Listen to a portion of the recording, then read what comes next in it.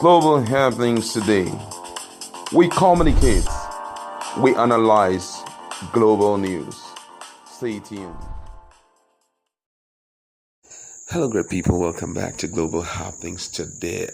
What is about to happen in Imo State has never happened before, and I don't know how Uzodimma is going to get out of this. Don't forget that Ajero, the NLC chairman, was beaten some time ago, and the NLC do not want a repeat of that, or do not want such a thing to happen in any other state, because if they keep quiet, it's going to repeat itself somewhere else. And because of that, there was a NEC meeting today, and guess what? The resolution, Imo State, get ready, because you guys may likely not have light for, let me say, indefinitely. Oh my God, that's really serious. But let me give you full details of it, because it's not just light alone. Fuel, ammo, I don't know how it's going to happen, but Imo lights need to wake up and beg their governor to do something speedily. Let's look at the details of the meeting that NLC and TUC NEC entered today. The leaders of Nigerian Labour Congress NLC and their Trade Union Congress of Nigeria TUC counterpart have declared an immediate and total strike in Imo State from midnight today over last Wednesday's attack on the NLC President Joe Ajero, other Labour leaders, among other issues. They have also resolved to declare a nationwide strike by Tuesday, November 14, if their demands are not met.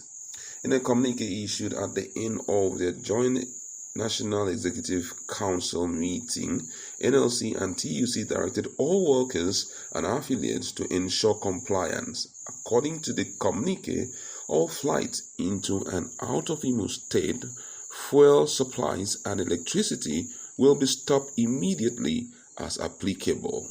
Beside the beating of Ajero, other grievances were the outstanding salary arrears, unjust declaration of 11,000 workers as ghost employees, unsettled gratuities, non-compliance of 30,000 naira minimum wage act, and declaration of 10,000 pensioners as ghost retirees.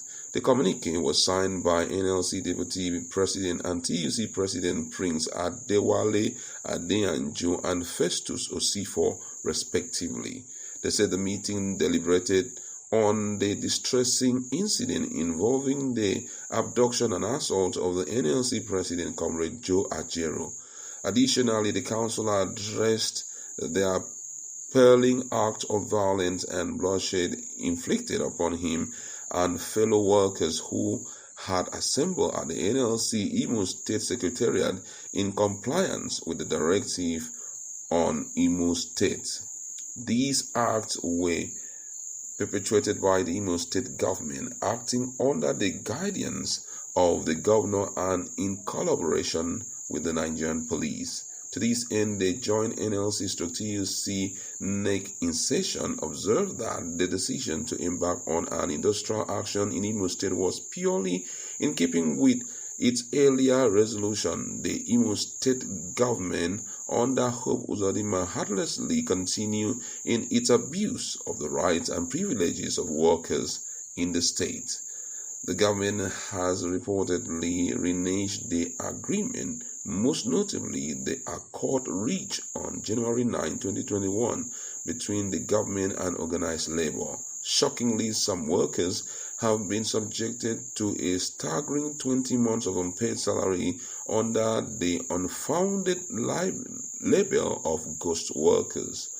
Approximately 11,000 workers, hardworking individuals, have been unjustly branded as ghost workers.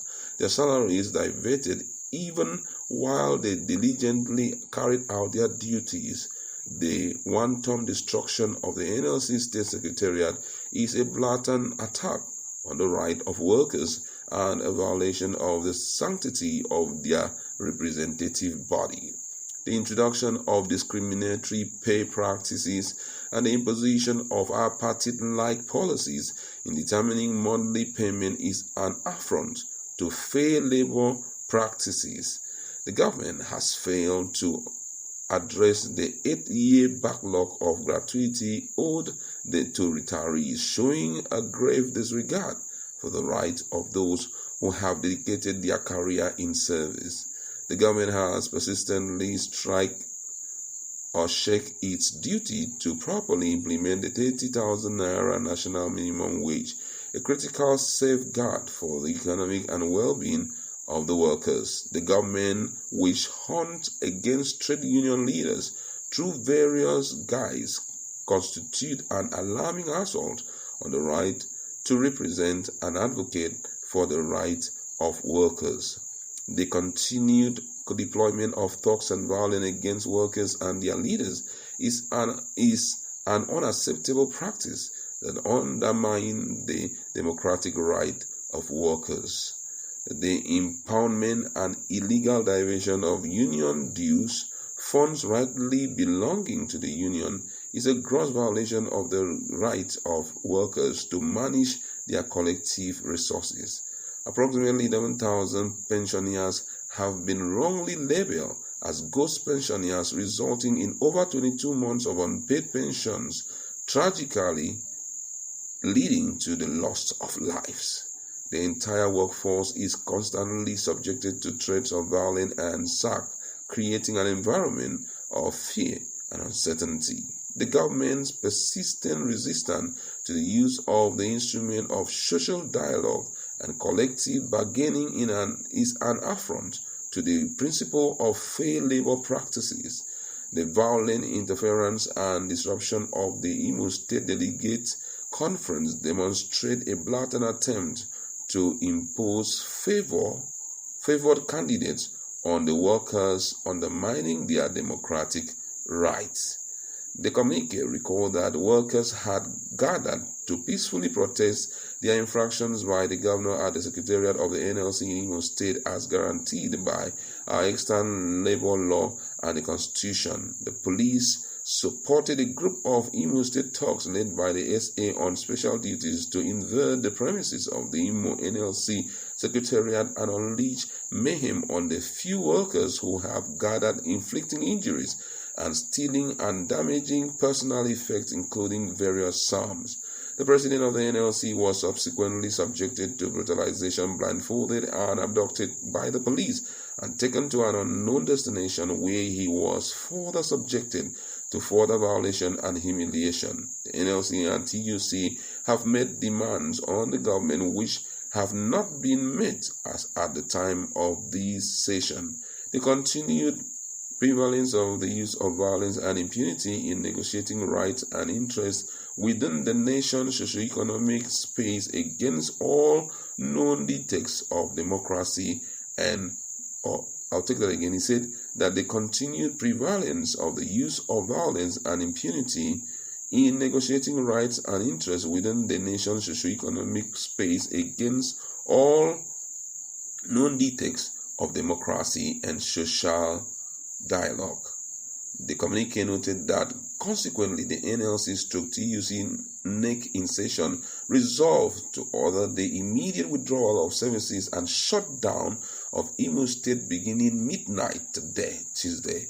All workers and affiliates are expected to ensure compliance from wherever they are. All flights into and outside of Imo State, fuel supplies and electricity will stop immediately as applicable. All public and private sector workers are to immediately down tools indefinitely. If our demands are still unmet, workers all over the Federation shall join in withdrawing their services by midnight Tuesday, the 14th day of November 2023. All State Council of NLC and TUC and affiliates are by this resolution mandated to ensure full compliance with the NEC decision. This is really, really interesting, I must say. I don't know what Uzodimma is going to do with this kind of resolution against him. I think that it is ideal for him to go into negotiations speedily with the NLC National Executive Council and see how things can be done. A few days from now, precisely Saturday, the 11th day of November, there's going to be an election, in Imo State, and this will be quite detrimental to him. Yes, we know that most of the time elections in Nigeria, if not decided by INEC, is decided by the judiciary. So most of the time, people seems not to really give into all of this. But I think it's going to be a tough task for him, I must say, because if all the workers will go on strike today and refusal of flight coming into Imo State stands, it therefore mean even the election in Imo State may suffer some high level of trouble. Why? Some of the election material, possibly I think they should be bringing them via A, may not come in, which means election may likely be suspended in Imo State, and all of that is quite detrimental to him. Apart from that, we've seen in other videos, if you check our video, you're going to see it, what the student did to him today, or I think yesterday, when he went visiting to demand their support during this period of election. They made it so clear to him that they have been without light, and unfortunately